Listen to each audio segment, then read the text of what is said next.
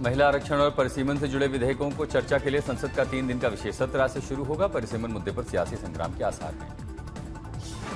केंद्रीय कानून मंत्री अर्जुन राम मेघवाल परिसीमन और संवैधानिक संशोधन विधेयक करेंगे पेश। दोनों बिलों को एक साथ पारित करने के लिए अपील कर सकते हैं मेघवाल। इन विधेयकों के पास होने से लोकसभा और विधानसभा सीटों की सीमाओं और संख्या में बदलाव होना तय है। लोकसभा सीटों की संख्या मौजूदा 543 से बढ़कर 850 हो सकती है। गृह मंत्री अमित शाह संघ शासित प्रदेशों क्षेत्र बिल पेश करेंगे। इन पर चर्चा के लिए 18 घंटे का समय तय किया गया। इस बिल पर विपक्षी दलों ने मोदी सरकार की मंशा पर सवाल उठाए हैं। खड़गे ने राजनीति से प्रेरित बताते हुए पुराने संशोधनों को लागू करने की मांग की है। कहा कि सरकार एक चाल चल रही है। तो महिला आरक्षण विधेयक पर बहस के बीच केंद्रीय मंत्री किरेन रिजिजू ने साफ किया है कि इसका कोई राजनीतिक विरोध नहीं है और सभी दल सैद्धांतिक रूप से इसके साथ हैं। लेकिन विपक्षी दलों ने प्रस्तावित परिसीमन विधेयक पर चिंता जताई है और आरोप लगाया है कि इससे लोकसभा में दक्षिण भारत के राज्यों का प्रतिनिधित्व बेहद सीमित और कम हो जाएगा। संसद सत्र से पहले खड़गे के चैम्बर में आज विपक्ष के नेता जुटेंगे। सूत्रों के मुताबिक कांग्रेस के 2026 के परिसीमन विधेयक का विरोध करने की संभावना है, जिसको लेकर के विपक्ष ने भी अपना रुख साफ किया है। इन बिलों पर लोकसभा में राहुल गांधी के बोलने की भी संभावना है, जबकि राज्यसभा में सोनिया गांधी इस पर अपने विचार रखेंगे। तमिलनाडु के मुख्यमंत्री स्टालिन ने केंद्र सरकार द्वारा प्रस्तावित परिसीमन संशोधन का कड़ा विरोध करते हुए इसे तमिलनाडु और अन्य दक्षिणी राज्यों के साथ एक ऐतिहासिक अन्याय बताया है। परिसीमन के खिलाफ एमके स्टालिन का बड़ा विरोध सामने आया। उन्होंने कहा कि काले झंडे फहराएं लोग, इसको काला कानून बताया। लोगों से काले झंडे फहराने की अपील की। बंगाल में भी महिला आरक्षण बिल पर सियासी टकराव तेज हो रहा। ममता बनर्जी ने जब अपने काम गिनाए तो बीजेपी ने बंगाल के लोगों से नए वादे किए। महिला वोटरों को बीजेपी अब साधने में जुटी है। कोटे का ऐलान किया गया। ममता बनर्जी ने कहा कि हमारा रिकॉर्ड ही हमारी ताकत है। उधर पश्चिम बंगाल में आज उत्तर प्रदेश के मुख्यमंत्री योगी आदित्यनाथ का दमदार प्रचार। 3 बड़ी रैलियों से बाराबनी, बोलपुर, बीरभूम में ओंकार भरेंगे। स्टार प्रचारक के तौर पर योगी आदित्यनाथ आज से पश्चिम बंगाल के मैदान में होंगे। 3 विधानसभा क्षेत्रों में जनसभाएं करेंगे। मध्य प्रदेश के मुख्यमंत्री मोहन यादव ने नारी शक्ति वंदन अधिनियम को ऐतिहासिक बताया है। कहा कि ये सदी की सबसे बड़ी सामाजिक राजनीतिक उपलब्धियों में से एक है। 33% महिला आरक्षण पर मोहन यादव का विपक्ष को भी संदेश है कि इस बिल पर समर्थन दें। बोले कि इस पर राजनीति नहीं होनी चाहिए। तो 3 दशक से लंबित ये बिल अब कानून बन चुका है। प्रधानमंत्री मोदी को भी मोहन यादव ने श्रेय दिया। बोला सरकार ने एक असंभव काम को संभव किया है। उधर राज्यसभा उपसभापति पद के लिए कल चुनाव संभव। हरिवंश नारायण सिंह का दोबारा चुना जाना लगभग तय माना जा रहा है।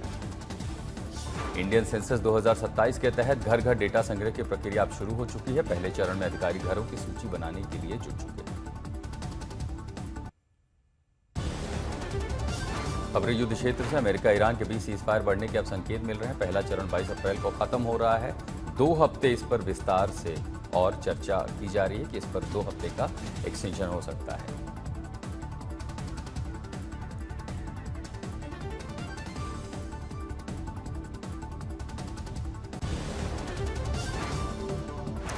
उधर ईरानी सेना ने अमेरिका को बड़ी चेतावनी दी है। कहा कि अगर अमेरिका अपनी अवैध नौसैनिक नाकेबंदी जारी रखता है तो ईरान के कमर्शियल और तेल के जहाजों के लिए सुरक्षा पैदा करता है तो इसे संघर्ष विराम का उल्लंघन माना जाएगा।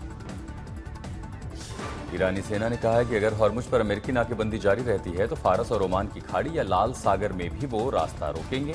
उधर ईरान के विदेश मंत्रालय का बड़ा बयान सामने आया है। उन्होंने कहा कि पाकिस्तान के जरिए अमेरिका के साथ संदेशों का आदान प्रदान फिलहाल जारी है, यानी बैक चैनल टॉक्स भी लगातार जारी हैं। पाकिस्तान में दूसरे दौर की संभावित वार्ता से पहले ईरान के राष्ट्रपति पेजेश्कियन ने कहा है कि ईरान युद्ध नहीं बातचीत चाहता है, लेकिन मर्जी थोपने या ईरान को झुकने पर मजबूर करने की कोई भी अमेरिकी कोशिश नाकामयाब हो। इजरायल के प्रधानमंत्री बेंजामिन नेतन्याहू ने कहा है कि अमेरिका के साथ क्षेत्रीय सुरक्षा और खाद्य मुद्दों पर पूरा तालमेल है। दोनों देशों के बीच एक गहरा सहयोग लगातार जारी है। रूसी राष्ट्रपति व्लादिमीर पुतिन के जल्द चीन दौरे की संभावना जताई गई है, जिससे दोनों देशों के बीच द्विपक्षीय संबंधों को नई दिशा मिली।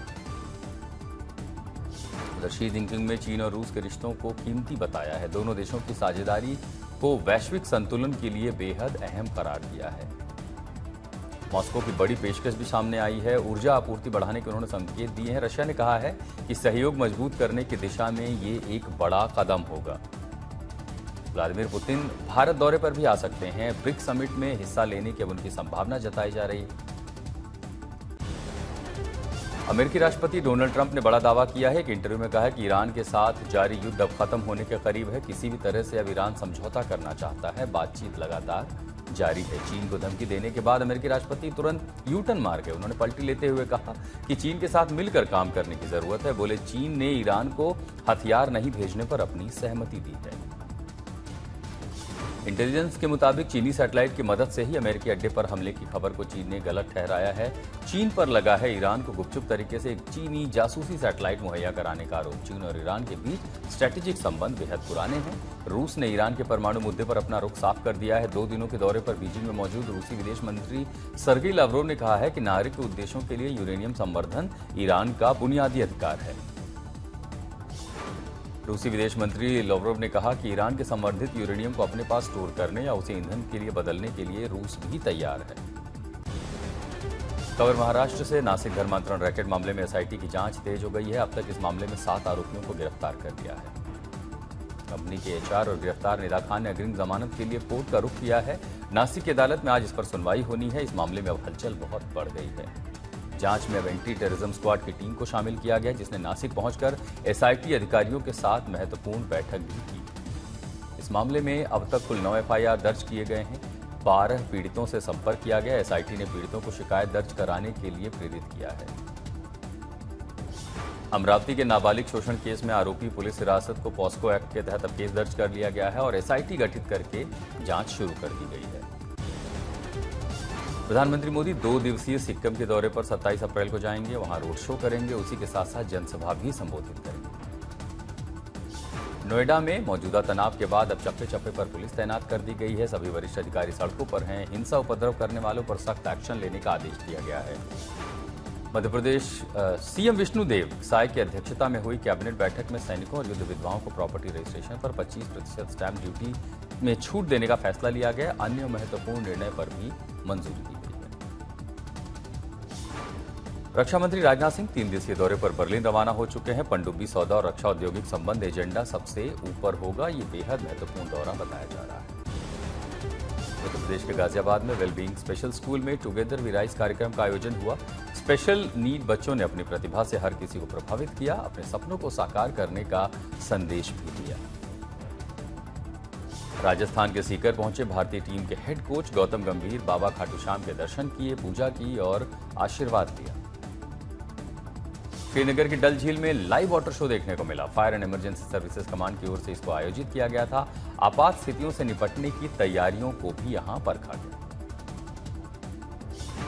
भारत में मौसम की दोहरी मार देखने को मिली है। उत्तर पूर्व भारत में भारी बारिश और तूफान, जबकि देश के कई राज्यों में भीषण गर्मी और हीट वेव का अलर्ट जारी किया गया है। राजधानी दिल्ली में भी गर्मी का बढ़ता असर देखने को मिला है। रिज और सफदरजंग इलाके में तापमान 40 डिग्री सेल्सियस के पार जा चुका है। हीट वेव का अलर्ट जारी किया गया है। उधर महाराष्ट्र में भी लू का कहर देखने को मिला है। अकेले पुणे में 600 से ज्यादा लोग गर्मी से बीमार पड़े हैं। कई जिलों में हीट वेव के मामले अब बढ़ने लगे हैं। गर्मी का असर गुजरात में भी देखने को मिल रहा है। 5 शहरों में पारा 40 डिग्री सेल्सियस के पार हो चुका है। गर्मी से बचाने के लिए अब ट्रैफिक जंक्शनों पर ग्रीन नेट लगाई जा रही है। गुजरात में 2 दिन बाद लोगों को गर्मी से राहत भी मिल सकती है। मौसम विभाग ने 19 और 20 अप्रैल को कुछ जिलों में बारिश का अनुमान जताया है। प्रयागराज में भी पारा 40 डिग्री को पार कर चुका है। गर्मी से लोग परेशान हुए हैं। भीषण गर्मी से लोगों का सड़कों पर चलना मुश्किल है। गर्मी से बचने के लिए लोग तमाम ठंडे पेय पदार्थों का भी सहारा ले रहे हैं। उत्तर भारत के राज्यों के कई इलाकों में गर्मी लगातार बढ़ रही है। प्रयागराज के करछना में ट्रेन से कटकर 5 लोगों की मौत की खबर सामने आई है। जीआरपी और आरपीएफ की टीम ने मौके पर पहुंची। सीएम योगी ने हादसे का संज्ञान लिया है।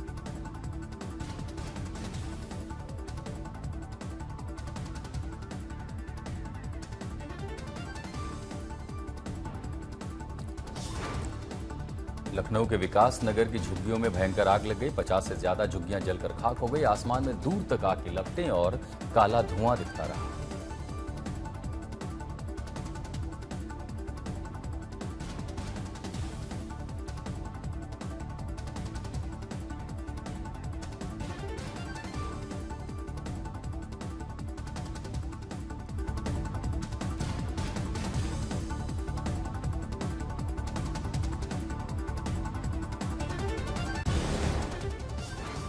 वडोदरा के इस्कॉन ऑस्ट्रिया सोसाइटी के ऊपर मंजिल पर भीषण आग लगी। तेजी से फैली लपटों से अफरा तफरी मच गई। कोई भी इस मामले में हताहत नहीं हुआ।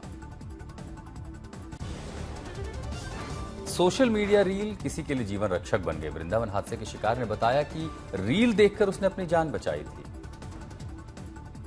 उत्तराखंड की मशहूर टिहरी जेल में सी प्लेन का सफल ट्रायल हुआ। जॉलीग्रांट से उड़ान भरकर कोटी कॉलोनी में इस सी प्लेन की सुरक्षित लैंडिंग हुई।